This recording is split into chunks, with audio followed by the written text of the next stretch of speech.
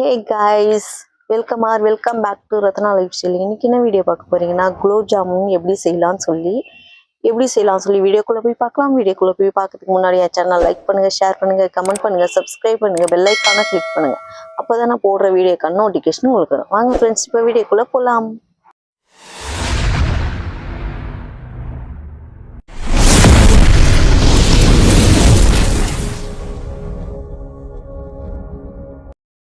குலோப் ஜாமுன் செய்ய தேவையான பொருட்கள் பார்த்துக்கலாம். நான் வந்து ஆச்சி குலோப் ஜாமுன் எடுத்துருக்கேன். ஆச்சியில் செய்யும் போது ரொம்ப நல்லா கிராக் விடாமல் வரும், நல்லா வரும். இதுக்கு தேவையான பொருள் வந்து சர்க்கரை, தண்ணி, ஏலக்காய், அப்புறம் பொரிக்கிறதுக்கு ஆயில். இதுதான் இப்போ தேவையே குலோப் ஜாமுன் செய்யறதுக்கு. நான் வந்து ஒரு பாக்கெட்டுக்கு வந்து 1லேருந்து 1.5 கப்பு சேர்த்துப்பேன். சுகரு கொஞ்சம் கூட வேணும்னா 1.5 கப்பு சேர்த்துக்கலாம், இல்லை 1 கப்பே போதும். தண்ணி அதே மாதிரி 2லேருந்து 2.5 கப்புக்கு மேலே சேர்த்துக்கலாம். ஒரு 2 ஏலக்காய் தட்டி வச்சிருக்கேன். இப்போ இதை எப்படி செய்யலாம் பார்க்கலாம். இப்போ ஒரு பவுல் எடுத்துக்கலாம். இதில் இந்த ஒரு பாக்கெட் குலோப் ஜாம் பவுடரை வந்து கட் பண்ணி கொட்டிக்கலாம்.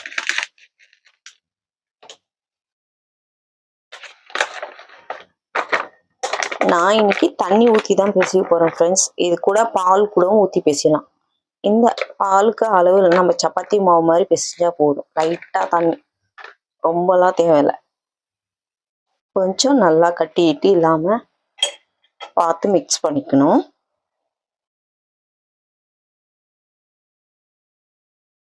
இது கூடயே கொஞ்சோண்டு வாட்டர் கொஞ்சம் கொஞ்சமாக சேருங்க. தண்ணி ரொம்ப சேர்த்துடக்கூடாது. நம்ம இப்படி பிடிச்சி உருட்டுற அளவுக்கு வரணும்.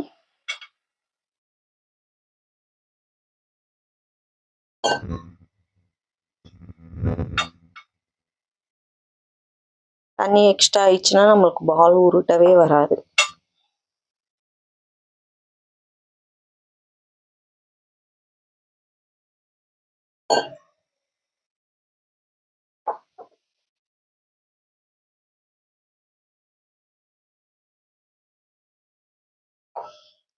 இந்த மாதிரி க்ளீனாக பிசைஞ்சு எடுத்துக்கணும். பாருங்க, கையிலேயே ஒட்டாத அளவுக்கு நம்ம பிசைஞ்சு நல்லா எடுத்துக்கலாம். இப்போ இதை வந்து குட்டி குட்டி பால்ஸாக போட்டுக்கலாம்.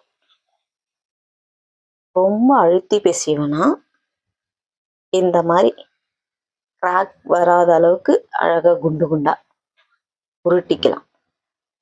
இந்த மாதிரி எல்லா உருண்டையும் உருட்டிக்கலாம். எனக்கு 42 உருண்டை வந்திருக்கு ஃப்ரெண்ட்ஸ். நான் வந்து சின்ன சின்ன சைஸாக உருட்டியிருக்கேன். மீடியமாக இதே பொரிஞ்சிச்சுன்னா கொஞ்சம் பெருசாக வரும். அப்புறம் பாவில் போட்டு எடுக்குவோம், இன்னும் பெருசாக. ஓகே, 42 உருண்டை வந்திருக்கு. இப்போ நம்ம இதை ஆயிலில் பொரிச்சு எடுத்துக்கலாம். அதுக்கு முன்னே வந்து நம்ம சர்க்கரை பாவு வந்து தண்ணியில் காய்ச்சி எடுத்துக்கலாம். இப்போ வந்து நம்ம சர்க்கரை போட்டு ஜீரா எடுத்துக்கலாம்.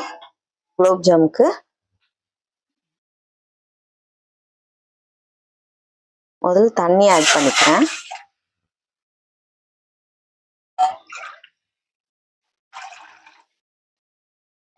ரெண்டு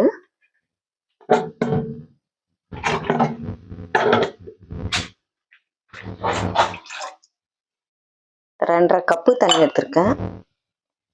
2.5 கப்பு தண்ணிக்கு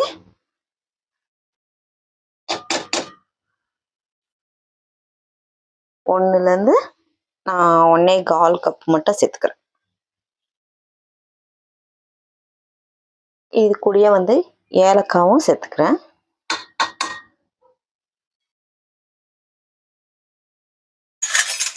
இப்போ இதை நல்லா மிக்ஸ் பண்ணிக்கலாம். இது கம்பி பதம்லாம் வர வேண்டாம் ஃப்ரெண்ட்ஸ். சர்க்கரை நல்லா கரைஞ்சி கொஞ்சம் நல்லா கொதிச்ச உடனே நம்ம தண்ணியை வந்து ஆஃப் பண்ணிக்கலாம். ஓரளவுக்கு இது பாருங்க, இப்போ பச்சை தண்ணியாக தெரியுதுங்களா? இந்த மாதிரி தண்ணி இல்லாத ஸ்டேஜுக்கு ஆஃப் பண்ணிக்கலாம். இப்போ இந்த பக்கம் ஒரு கடாய் போட்டு அதில் எண்ணெய் ஊற்றிக்கலாம். எண்ணெய் ஊற்றி நம்ம ஆயிலில் போட்டு பொரிக்கிற அளவுக்கு ஊற்றிங்கன்னா போதும்.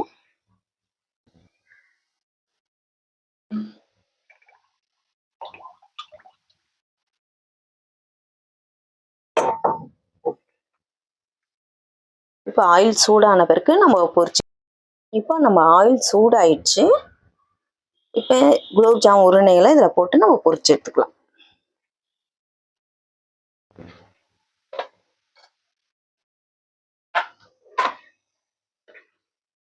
ரொம்ப தீயவும் கூடாது ஃப்ரெண்ட்ஸ். தீயும் கொஞ்சம் கம்மியாக வச்சுக்கோங்க. உள்ளேயும் கொஞ்சம் வேகணும். நல்லா கோல்டன் ப்ரௌன் கலரில் நல்லா பொரிச்சு எடுத்துக்கலாம் நம்ம.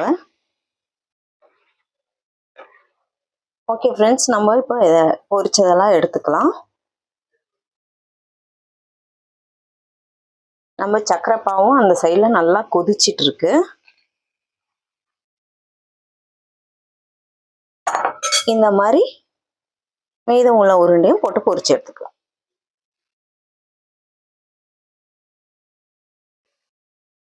இந்த மாதிரி எல்லா உருண்டையும் நம்ம பொரிச்சுக்கிட்டு சக்கரை பாவுல சேர்த்துக்கலாம்.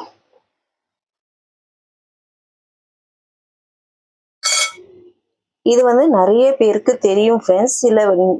நிறைய பேருக்கும் தெரியாமையும் இருக்கு. அதனால தான் இப்போ நான் வந்து இந்த குலோப் ஜாமுன் எப்படி செய்யறதுன்னு சொல்கிறேன். ஏன்னா நிறைய பேர் வந்து என்னதான் இதில் கொடுக்குற பவுடரை யூஸ் பண்ணி செஞ்சாலும் சரியா உருண்டையும் வரமாட்டேங்குது, எனக்கு உடையுது, சக்கரை பாவில் மிக்ஸ் ஆக மாட்டுது, ரொம்ப தண்ணியாகவே இருக்குது அப்படின்னு சொல்கிறாங்க. சில பேச்சுலருக்காகவும் நான் இப்போ சொல்கிறேன். ஒன்றும் இல்லை ஃப்ரெண்ட்ஸ், இது சிம்பிளாக ஈஸியாக நம்ம பெசிறதுல மாவு பெசிறதுல இருக்குது ஃப்ரெண்ட்ஸ். இப்போ நம்ம எல்லா உருண்டைகளும் இந்த மாதிரி பொரிச்சு எடுத்தாச்சு. இப்போ நம்ம சக்கரை பாவில் சேர்த்துக்கலாம். இங்கே நம்ம சக்கரை தண்ணி ரெடி ஆயிடுச்சு. நீங்களே பாருங்கள், நம்ம போட்டதுக்கும் இப்போ கலர் வந்து எவ்வளோ சேஞ்ச் ஆகிருக்குன்னு பாருங்கள். இப்போ ஓரளவுக்கு நல்லா சக்கரை கரைஞ்சி நல்லா ஆயிடுச்சு. இந்த ஸ்டேஜில் நம்ம ஸ்டவ்வை ஆஃப் பண்ணிக்கலாம். ஆஃப் பண்ணி நம்ம செஞ்சு இருக்க எல்லாத்தையும் நம்ம உள்ளே சேர்த்துக்கலாம்.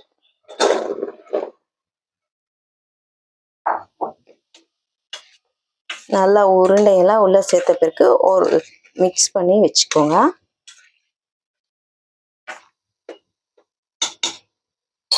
இப்போ இதை ஒரு மூடி போட்டு க்ளோஸ் பண்ணி வச்சிருங்க.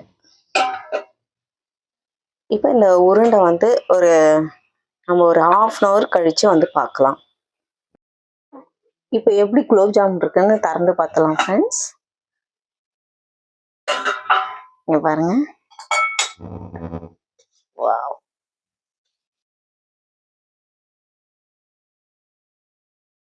நல்லா பொரிச்சு இதை எப்படி இருக்குன்னு சாப்பிட்டு பார்த்துடலாம். எப்படி இருக்குன்னு சாப்பிட்டு பார்க்கலாம் ஃப்ரெண்ட்ஸ். சூடா இருக்கு.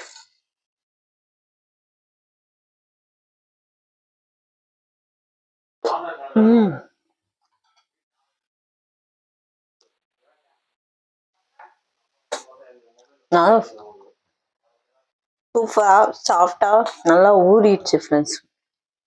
நல்லா சூப்பரா இருக்கு. இப்போ இது மேலேயே நம்ம என்ன பண்ணலாம்னா நெய் ஆட் பண்ணிக்கலாம். நெய் ஆட் பண்ணோம்னா இன்னும் சூப்பரா இருக்கும். வரலாம். ஓகே ஃப்ரெண்ட்ஸ், நம்மளோட குலோப் ஜாமுன்ஸ் நல்லா சூப்பராக சாஃப்டாக நல்லா இருந்துச்சு. டேஸ்ட்டும் நல்லா இருந்துச்சு. நான் விட்டேன் எல்லாத்தையும் ஒன்று ஒன்றா சாப்பிட்டுனே இருப்பேன். ஓகே ஃப்ரெண்ட்ஸ், இந்த வீடியோ உங்களுக்கு பிடிச்சிருந்துச்சுன்னா மறக்காமல் லைக் பண்ணுங்கள், ஷேர் பண்ணுங்கள், சப்ஸ்கிரைப் பண்ணுங்கள், பெல் ஐக்கானை கிளிக் பண்ணுங்கள். ஓகே ஃப்ரெண்ட், நாளைக்கு ஒரு புது வீடியோவில் உங்களை சந்திக்கிறேன். பாய் ஃப்ரெண்ட்.